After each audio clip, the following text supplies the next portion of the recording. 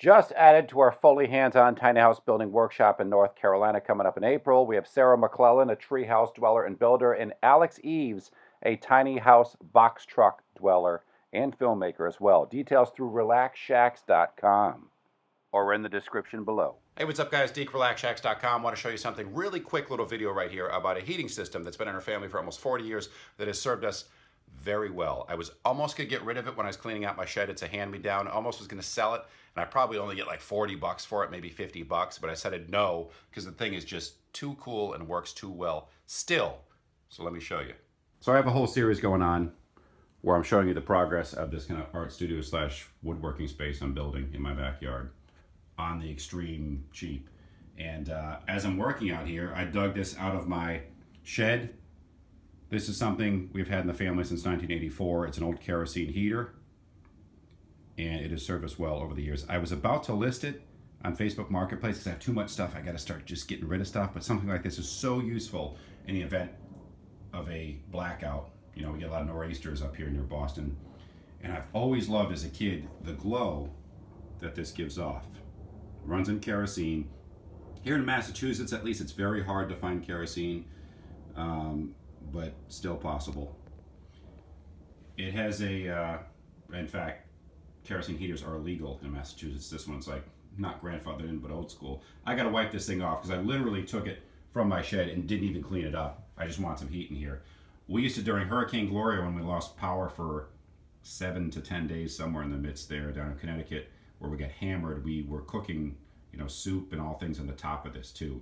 And I believe that's the intent of this kind of divot right here. So you can boil water and whatnot. It's caged in for protection, which is pretty cool. Sanyo, the mark of quality it's made by. Fuel gauge right here. We're getting pretty low, I believe. But the fuel, I mentioned this briefly in another video I had. The fuel's been there for like 10 to 15 years and it still is good and still burns. You'll want to get this thing kind of primed and let it burn for a while outdoors if possible, then bring it inside, because at first, when it's heating up, if it hasn't been used in a while, it stinks, it burns off the dust, but right now it doesn't really smell once it's up to speed. Here's, much like the old Perfection heaters, if you've seen those, I'm a big fan of those, which have the kind of the glass dome around them that almost resembles this. This is like a modern version of it. This is your wick depth control.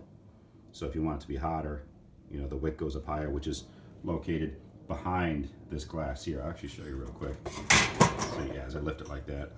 It's tough to do while I'm filming here at the same time.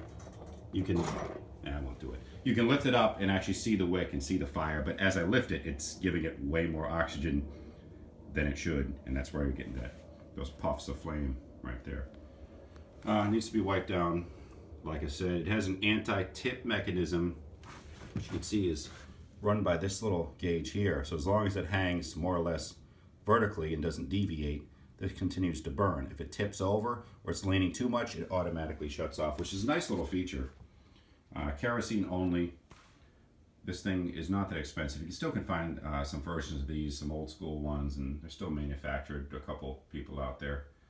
But just an option, because everyone heat-wise in their cabins and such is getting these fancy rigs. If you have access to kerosene, you can simply haul some in, and this thing is pretty darn efficient. It burns a long time on a full tank of kero. So just wanted to share with you guys the Sanyo kerosene heater that has served our family so very well for close to, geez, going on almost 40 years, and this thing's still kicking.